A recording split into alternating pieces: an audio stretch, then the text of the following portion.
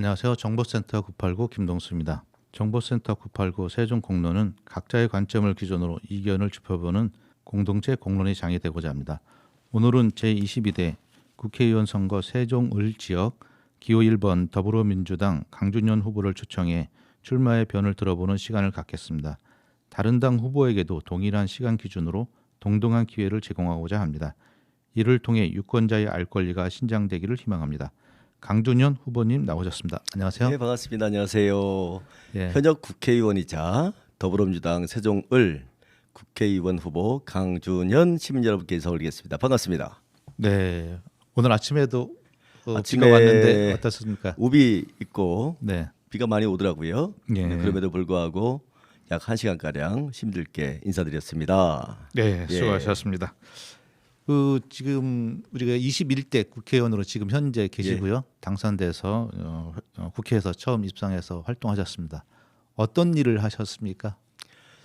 많은 성과가 있었죠. 예. 근데 어떤 일을 했다라는 말씀을 드리기 이전에 정치라는 거는 문제의식이 있어야 되는 거거든요. 네. 문제의식이라 하면 이제 단기 과제가 있고 중장기적 과제가 있습니다. 예. 당장은 우리 국민들 시민들께서 또 소상공인 자영업자 중소기업 서민분들 경제 민생이 상당히 어렵습니다. 고물가 예. 고금리 또 이자 관리비 임대료 이런 부담 때문에 고충이 상당히 크시죠. 당장의 문제는 이렇습니다. 두 번째는 국가적 과제인데 네. 세종시와 연관이 깊습니다. 수도권 과밀 저출산 양극화, 지방 소멸. 네. 또 지역으로 내려오면 세 번째가 우리 세종시가 지금 40만에서 늘어난 인구가 정체돼 있어요. 네. 인구 유입 정체가 돼 있다. 두 번째는 지역 내 불균형이 존재하고 있다. 이게 이 문제의식인데 네. 이 문제의식을 가지고 제가 4년 동안 뭐를 할까 늘 고민을 해왔고 성과를 말씀드리면 일단 국회 세종의사당 설치법, 예. 국회 규칙, 네. 또 대통령 집무실법, 네. 재정특례법, 국가산단 유치, 네. 공공택지 유치, 또 광역철도망 CTX 지금 말씀하시는 예, 겁니다. 예. 국토교통위원 할 때 제가 이제 심혈을 기울여서 4차 국가철도망 계획에 반영을 시켰습니다. 네. 그리고 동지역에서 조초까지 가는 연결도로 포천 세종 고속도로, 네. 청주 세종 고속도로 준공 착공을 앞두고 있고요. 조천 통합 비행장이 이제 준공을 앞두고 있습니다. 2025년도에 제가 부시장할 때 시작했던 거거든요. 정무부 시장할 때. 예. 그래서 그 연서면 또 연기면 조천 분들 이제 재산권을 확보할 수 있게 돼 있죠. 네. 성과가 많았습니다. 뭐 자랑하는 건 아니고요. 근데 이렇게 보면은요. 예. 우리가 초선 의원이 할 수 있는 일이 별로 없다고 사람들은 생각한단 말이에요. 그렇죠. 근데 이렇게 많은 일을 진짜 하셨다고. 그리고 또 사람들이 볼 때는 예. 이거는 혼자 할 수 있는 일이 아닌데 그 말씀드릴까요? 어떻게 그렇게 주장할 수 있는지 좀 구체적으로 얘기를 해주시면 더 좋을 국회 것 같아요. 세종의사당 설치법은 뭐 이해찬 대표님께서 전에도 한번 20대 때 한번 예. 하셨었는데 안 됐었거든요. 네. 국회 세종의사당 설치법과 또 대통령 집무실 설치법은 우리가 여당일 때 통과시켰습니다. 예. 문재인 정부 때. 그 뒤에서 당시에 우리 당의 상임 고문이신 이해찬 대표께서 많이 예. 도와주셨어요. 사실 예. 초선 의원이 의사당이나 집무실은 이건 지역 과제가 아닙니다. 국책 그렇죠. 사업이고 예. 국가적 과제입니다. 예. 그래서 뭐 수도권 분들이 약간 반발이 있긴 하였으나 그래도 네. 그래도 이 이해찬 대표님께서는 우리 당에서 당의 지지를 첫 번째 그렇죠. 여권 끌어내는데. 여당이었을 때 지지를 얻어서 통과시켰고. 예. 예. 에피소드를 말씀드리면 대통령 집무실법은요. 네. 제가 발의했어요. 대표 발의를. 네. 근데 이게 제가 이제 공동 발의를 받게 돼 있는데 한 60명밖에 사인을 안 하는 거예요. 네. 우리 당 한 180명 되는데 네. 그 이해찬 대표님한테 가서 일렀습니다. 네, 그때 이제 원내대표가 이제 윤호중 대표였는데 예. 대표님이 이제 상임 고문이셨어요, 우리 당. 예. 전화를 딱 거시더니 이 윤호중 대표님 이 대통령 집무실법은 국가적 과제인데 예. 이거 당론으로 채택해야 되는 거 아니겠습니까? 딱 말씀하시는 거예요. 예. 당론으로 채택이 되면 180명이 전부 다 그냥 자동 공동 발의가 됩니다. 그러면 일이 일사천리로 통과가 돼요. 네.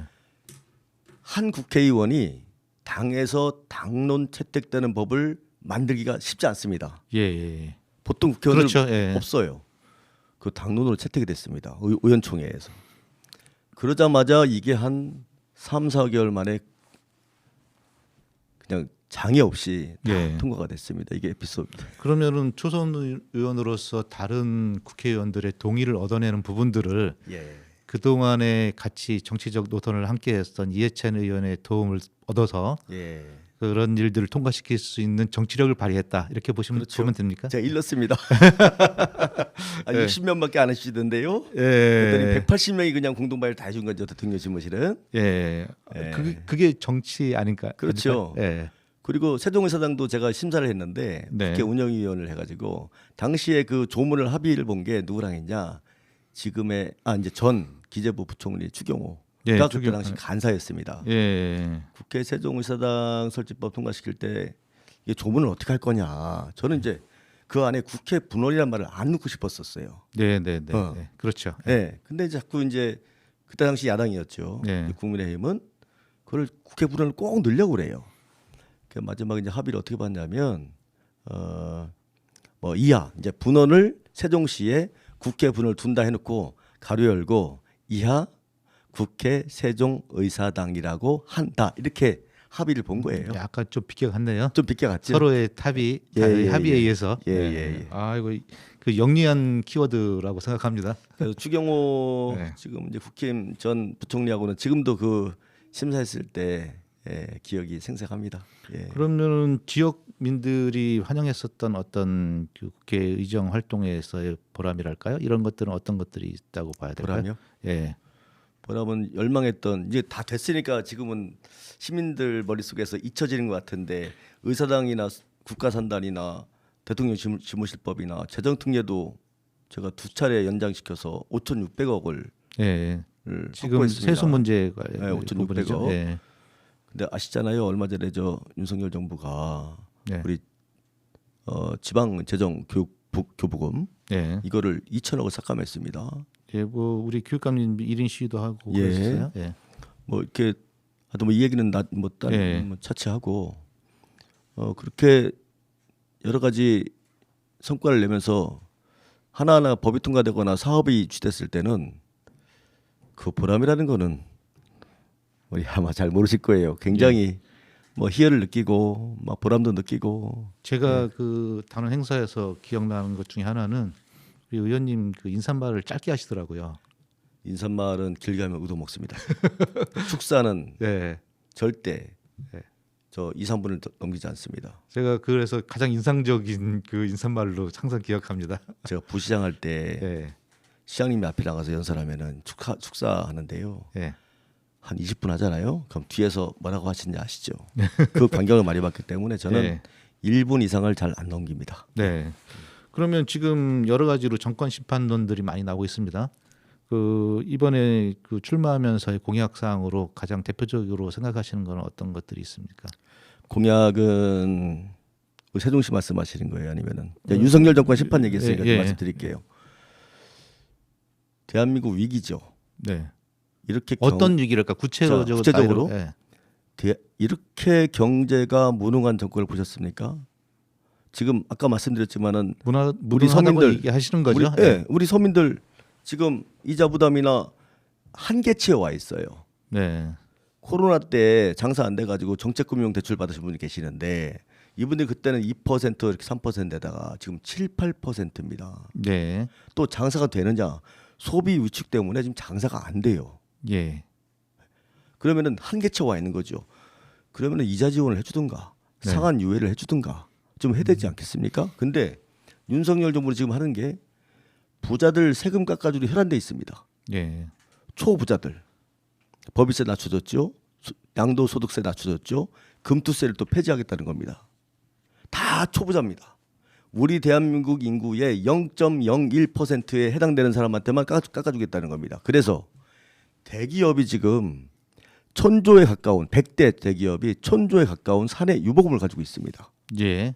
그리고 두 번째는 세소우 결손인데요. 작년에 56조예요. 유보금이 뭔지 서민들은 잘 유보금이라는 모를 수도 있어요. 거는 예. 이익이 났는데 이익이 나면은 자기 주머니 가지고 있어요. 통장에 있다는 투자를 거죠? 안 하고. 예. 통장에 있다는 거죠. 사내 네. 유보금 네. 자기 주머니에 가지고 있는 거예요. 그게 천조예요. 네. 100대 기업이 가지고 있는 게 투자를 하느냐? 윤석열 정부는 법인세를 깎아주면은 그 대기업이 낙수 효과를 일으켜서 투자를 할 것이다. 그래서 고용이 늘어날 것이다. 이런 철학을 가지고 있는데 투자를 해서 낙수 효과가 생길 예. 것이다. 예. 이거는 이미 MB 정부 때 실패했던 정책입니다. 네. 검증된 실패한 정책입니다. 두 번째, 그때 경제 관료들이 지금 다 계신 거죠. 그렇죠. 네. MB 정부에 있었던. 최상 뭐 등등 해가지고 다 했는데 그 다음에 윤석열 정부가 지금 경제무능한 게 뭐냐면은 이게 세수 결손이 지금 작년도 56조인데요. 올해 예. 경기가 안 좋아서 내가 볼 때는 더 세수 펑크가 날 것 같아요. 예. 그렇지 않겠습니까? 예. 네. 그러면은 그런 그 문제점이 있어요. 문제가 왜 있냐면 예. 요즘에 뭐 민생 토론에 윤석열 정부가 대통령이 여기저기 다 다니면서 이거 해주겠다 저거 해주겠다 막 해요. 예. 천조가 넘어간다고 그러네요. 그게 언론이 추정해 보니까 천조가 넘어간답니다. 예. 이게 가능한 일입니까? 앞으로 3년 남았는데 가능한 일입니까? 가능하다고 아, 이야기하는 거잖아요. 돈이 없습니다. 재정이 바닥났는데 예. 그러면은 당장 제 생각에는 경제가 살아나려면 바닥 경제가 살아나야 돼요. 우리가 코로나 때 가구당 100만 원씩 준 적이 있습니다. 지역 화폐로. 예. 잠깐 사이지만은 그때 우리 경제 성장률이 상당히 올라갔었어요. 네, 네.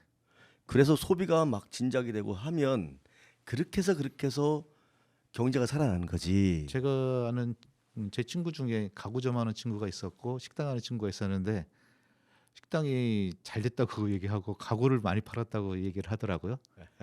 그때. 이제 하나 윤석열 정권 경제 무능 관련해서 말씀드렸는데 하나만 간단히 말씀드릴게요. 또 하나는 뭐냐면 무책임과 무도함이에요. 왜냐하면 지금 의대 증원 때문에 이슈가 전부 가라졌습니다. 네. 첫 번째 이태원 참사, 우리 가까이 있는 오송 참사, 최수근 상병 사망 사건 이종섭 도피했잖아요. 그 다음에 듀얼백, 주가 조작, 양평고속도로 이 중대한 사안들이 전부 의대 증원은 나중에 총선 끝나고 해도 됐을 거예요. 근데 그런 그게 벌어진 일들이 예. 꼭 여권의 윤석열 정부만의 탓이 아니고 민주당에서 대응을 잘못했다는 아니죠. 전에도 있는데요. 이태원 특별법도 예. 거부권 행사했죠. 예. 지금 역대 정부 이래 윤석열 대통령이 지금 거부권 행사한 게 9건입니다. 그러면은 지금 그렇게 해서 저기 됐어요. 그런데 이제 국회에서 다수당이 된다고 해서 그게 또 달라질 수 있는 상황들이 있나요? 200석이 되면 되죠. 200석이 넘겨야 된다. 왜냐면은 200석이 안 되면 못 일단 하는 건가요? 법이 통과되려면은 예. 150석 과반 넘으면 되는 거예요. 예. 근데 이제 대통령이 제의 요구권이 들어오면 예, 예. 3분의 2 이상입니다. 네. 물리적으로 힘든 거죠. 네. 그 바람이 있다면, 제 꿈이 있다면 거부권 행사를 밥 먹듯이 하고 있는데 네. 우리 시민 여러분께서, 국민 여러분께서 우리 당에 내지는 뭐 하여튼 우리 진보 정당에 200석만 몰아주면 이거 앞으로 거부권 행사 못 하는 거죠. 네. 그러니까 지금 그 윤석열 정부의 경제 무능 뭐 여러 가지 무능에 대해서 정권 심판을 해서 200석 이상의 그 의석수를 만들어 준다면은 그런 모든 법제화를 해서 그 정상화를 시킬 수 있겠다 이렇게 주장하시는 겁니까? 그 더해서 이제 개헌도 가능한 거죠.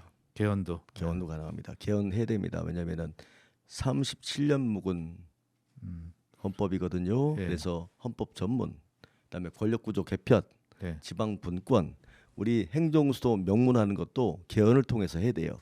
우연 소지 없이. 네. 자꾸 저 뭐 행정수도 개헌 말씀하시는데 원포인트 개헌은 절대 안 됩니다. 네. 이거 하나만 가지고 개헌하겠습니까? 안 됩니다. 그래서 일부 우리 뭐 세종에 있는 뭐 이제 뭐 타당 뭐 분께서 자꾸 뭐 개헌 하셔야 되는 말씀하시는데 개헌은 해야 돼요. 하는데 원포인트 개헌 안 됩니다. 우연 소지가 없어야 됩니다. 제가 4년 동안 우리 당의 균형발전 특위에서 공부를 많이 했거든요. 네. 그래서 우연 소지 없이 개헌이 되면 할 수 있는 조문까지 다 만들어 놨습니다. 무능을 심판해 주신다면은 개헌을 통해서 어떤 일들을 정상화시킬 수 있도록 하겠다. 예. 이렇게 보시면 되겠습니까? 네, 네. 그러면은 우리 지역의 현안과 관련된 부분 중에서 어떤 것들을 제1 공약으로 생각하고 계십니까? 지역은 아까 전에 말씀드린 딱 두 가지인데요. 뭐 많을 수 있지만 중요한 거는 인구 유입 정책, 예. 그다음에 지역 내 불균형인데요. 예. 40만에서 인구 유입 요인이 있어야 되는데 예. 그 토대는 마련했습니다. 예. 국회 세종의사당 내려오면은 7천 명이 내려와요. 네. 대통령 집무실 내려오면은 한 500명 내려와요. 그다음에 국가산단이 83만 평인데 여기 한 2만 명 됩니다. 네. 그리고 우리 전이전동 소정의 일반 산단이 지금 조성 중인 게 4개가 있고요. 기존에 지금 한 10개가 있는데 아직 분양이 안 된 게 있습니다. 중요한 거는 뭔가 인구 유입, 즉 일자리입니다. 네. 그래서 이제는 그 행정부처도 다 내려왔기 때문에 물론 요인은 여러 가지 있어가지고 공공기관이나 다 있을 수 있겠지만 결국은 우리 청년들이나 수도권에 있는 인구가 오려면은 우리 국가산단이나 우리 산단에 정말 양질의 대기업, 네. 신성장 동력, 즉 첨단 산업을 관장하는 그런 대기업이 내려오면 된다. 근데 왜 이거 국회의원 뭐 초선이 이제 재선되면 할 수 있겠죠? 초선도 할 수 있어요. 방법은요. 제일 중요한 거는 정치인들의 의지와 열정이라고 봅니다. 근데 우리 강진원 의원님과 함께 할 수 있는 동지들은 많이 있다고 봐야 됩니까? 많이 있습니다. 뭐 근자에도 제가 대기업 뭐 이제 임원들하고 간담회도 많이 했고 예. 앞으로 신산업이 많아요. 네. 뭐 예를 들어서 하이퍼 튜브도 있고 네. 아시죠? 그다음에 방산 산업이 좀 뜨고 있습니다. 예. 한화. 예. 물론 이제 반도체나 이런 거는 이제 저쪽 평택 라인에서 끝나죠. 그러면은 네. 그런 것들이 있는데 이 태종 쪽으로 산단으로 들어온다는 어떤 컨센서스는 좀 이루어진 바가 있습니까? 신산업 관련해서. 신산업. 신산업 관련해서. 예. 예. 충분히 메리트가 있고 예. 대기업도 욕심을 내고 있고. 예. 예. 그러면 뭐 혜택이 주어지는 것들이 혜택은 있나요? 당연히 기업들한테? 법적으로 다 하게 돼 있습니다. 예. 뭐 이제 법인세도 뭐 5년 동안 감면해주고 뭐 그 정도로 되나요? 이제 더 해주는 거는 이제 법 정비가 좀 필요하겠죠. 예. 근데 그런 건 이제 국회의원이 하는 거니까 하면 되는 거예요. 예. 예. 그래서 제일 중요한 거는 노무현 대통령이 이 도시를 만들 때 수도권 인구 분산입니다. 네. 국토의 균형 발전. 예. 예. 이게 지금 우리 대한민국이 잠재 성장률이 계속 하락하고 있거든요. 왜냐하면 저출산이거든요. 이제 수도권은 이미 무한 경쟁 도시가 됐어요. 압박이 되게 심해요. 청년들이. 그러니까 불안 요소가 있습니다. 주거, 고용, 양육. 특히 주거 서울에서 여기 세종에서 서울 가가지고 살면 20억짜리 아파트 못 삽니다. 그러니 결혼할 엄두도 못 내는 거죠. 자, 그래서 우리 세종뿐만이 아니고 지방 우리 국가 균형 발전을 계속 외치는 게 뭐냐면 장기적으로 그렇게 가야 된다. 예. 그래야 나중에 20년 뒤에 생산 가능 노동 인구가 없어버리면 국가의 존립이 위험한 거죠. 그러면은 지금 의원님 말씀하시는 거, 후보님 말씀하시는 거는 그 산단이라든지 좋은 일자리를 만들어서 청년들이 들어올 수 있는 계기를 만든다. 그리고 그것들에 대해서는 대기업들과의 미팅도 했었고 그런 제도를 도입할 수 있는 것들을 더 신사업 부분에서는 역량이 갖추고 있다. 네. 그래서 뽑아주셔야 한다. 이렇게 되면 됩니까? 예. 하여튼 일자리 관련해서는 국가산업단지를 중심으로 해서 조치원에 청년 벤처타운을 만들어 놓고 네. 우리 북부 지역에 일반 산단을 이용해서 즉 어디다 땅을 사서 하는 게 아니에요. 기존 인프라가 다 있습니다. 네. 보통 정치인들이 나 뭐 해주겠다 이렇게 하는데요. 인프라도 없이 막 해주겠대요. 돈이 어마어마하게 들어가거든요. 네. 저는 벌써 다 인프라가 다 있습니다. 예. 그러면은 법이나 제도들을 하고 기업들을 유치하는 일들만 남으면 되네요. 예. 그러면 한 번 더 하시면 그건 꼭 하겠다 이 얘기네요. 반드시 하겠습니다. 예. 반드시 돼야 되겠네요. 예. 예. 예. 그러면은 우리 세종 을 지역에서 예. 강준현 후보가 지금 현 여권보다는 1,000조 원을 쓰고 다니는데 대통령은 예. 쓴 게 근데 아니죠. 예? 해주겠다고 한 거죠. 약속을 했어요. 어쨌든. 예? 약속이 지키지 못할 약속은 하면 안 되는 거죠. 국민들 기만하는 거죠. 어쨌든 그러면은 그 우리 후보님께서는 당선되면은 예. 그런 일들을 어떻게 약속을 안 지키는 것들에 대해서 어떻게 심판을 할 수 있는지 어떤 역량을 발휘할 수 있겠습니까? 국회의원의 고유 기능이 세 가지가 있습니다. 법률을 재개정하고 네. 예산을 심의 의결하고 세 번째가 행정부를 견제 감시하게 돼 있습니다. 네. 근데 견제 감시 기능이 제대로 작동되지 아니하면 독선적이고 부패하게 마련입니다. 예. 그 견제와 감시 기능이 제대로 작동되려면 균형감이 있어야 돼요. 국회 안에서도. 근데 지금 네. 올해 보면 거리에 나와 있는 건 국민들이 나와서 촛불 시위를 하고 막 이렇게 하는데 국회의원들은 그렇게 뭐랄까 전쟁터에 나가지 않고 사무실에서 일하는 것 같은 느낌이에요. 그렇지 않은데요. 그렇지 않아요? 실제로는 그게 뭐 실시간 방송이 안 돼서 그렇지. 보도가 안 돼서 그런가요? 아, 예. 그러면은 저 죄송하지만 네. 정말 치열하게 다투고 때로는 합의도 보고 타협도 하고 하거든요. 네. 그런 거는 방송에 안 나와요. 언론 방송에. 네. 되게 이제 그러면은 싸우는 거. 그럼 이슈 파이팅을 좀 잘 못하고 있는 거 아닌가요? 아니 이슈 민주당이나? 파이팅은 안 나와요. 아예. 네. 예를 들어서 손가락질하거나 아니면은 좀 태도 없이 굴거나 이런 것만 좀 소재로 삼아가지고 방송에 내보내죠. 예. 국회 세종이사장 설치법 나온 거 방송 나온 거 봤습니까? 안 나옵니다. 그러니까 그런 일들을 좀 더 이렇게 언론 그 릴리스를 좀 잘 할 수 있는 역량도 정치력의 한 부분이 아닐까요? 그거는 이제 재선되면 좀 좋아지지 않을까요? 아 그래요? 예, 우리 그 세종 을 지역에서 네. 안타까운 일들이 발생했어요. 세종 민주당 갑 지역에서 네, 갑 네, 지역에서 네, 네, 네.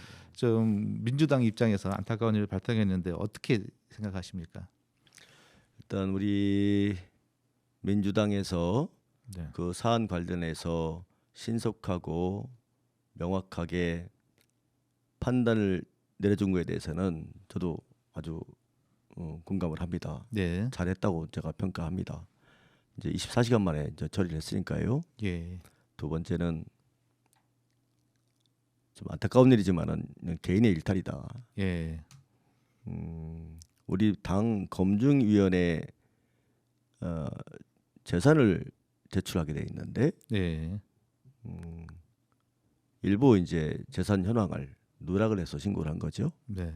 그 사실이 이번에 후보자 등록 과정에서 밝혀지게 됐고 밝혀지자마자 이제 후보 등록 마감하는 순간부터 24시간 안에 우리 당에서 용달을 내렸다. 네. 그러면은 아, 뭐, 부동산 투기를 하면 안 되는 거죠. 뭐 너무 품위 있게 말씀해 주시는 것 같아요. 뭐 지역의 후배라고 생각하셔서 그런지. 아니 개인의 일탈이라고 말씀드렸어요. 예. 일탈이죠. 예. 그리고 부동산 투기는 하면 안 되는 거예요. 공직자가 예. 직접적이든 간접적이든 부동산 투기는 하면 안 된다. 그러면은 앞으로 이쪽 우리 갑 지역은 선거를 포기하는 상태가 된 것 같이 됐어요. 뭐 그러면은 국힘당에서 이 후보가 될 수 있는 소지가 점점 높아진 건데 어째 우리 새로운 미래하고의 어떤 정치적인 그런 딜이라고 해야 되나 협상, 뭐 협의, 뭐 이런 것들은 없는 건가요? 완전히 포기한 건가요? 제 지역구가 아니라서 말씀드린 거는 좀 조심스럽기도 한데요. 예, 저는 이제 당원 입장에서 말씀드리면 네, 세종갑도 국민의힘 후보가 안 됐으면 좋겠습니다. 어려운 말씀하시네요. 네, 좋습니다. 예. 여기까지 하는 게 좋겠네요. 아, 예, 시간이 벌써 됐네. 할 말 많은데. 예, 뭐 한 예. 1분 정도 1분 정도 마무리 네, 말씀해 인사드리겠습니다. 주시겠습니다. 여러 가지 문제의식을 말씀드렸고 성과 말씀드렸고 앞으로 뭐 하겠다는 말씀을 아주 간략히 말씀드렸는데 시민 여러분 이 도시가 탄생한 의미가 훼손돼서는 안 될 것 같습니다. 늘 시민 여러분께서 제게 늘 말씀해 주시는 것이 초심을 잃지 마라. 그 세종시 탄생 초심이 국가균형 발전이고 국가 경쟁력 강화이고 수도권 인구 분산 정책이다. 이거는 꼭 이 가치와 철학이 훼손돼서는 안 되겠다는 생각을 가지고 있습니다. 그 가치가 그 철학이 훼손되지 않도록 우리 시민 여러분과 함께 손잡고 뚜벅뚜벅 가겠습니다. 사랑합니다. 고맙습니다. 오늘 정보센터 989 세종 공로는 세종을 지역 제22대 국회의원 강준현 후보를 모시고 이야기 들어보았습니다. 정치적 견해를 넘어 선거에 나간 모두가 우리 공동체의 힘이 되고 공동선에 부합하는 분들이 되기를 희망합니다. 지역 시민들께서도 따뜻한 마음으로 응원해 주시면 더욱 고맙겠습니다. 감사합니다. 고맙습니다. 좋은 하루 되세요. 감사합니다. 네.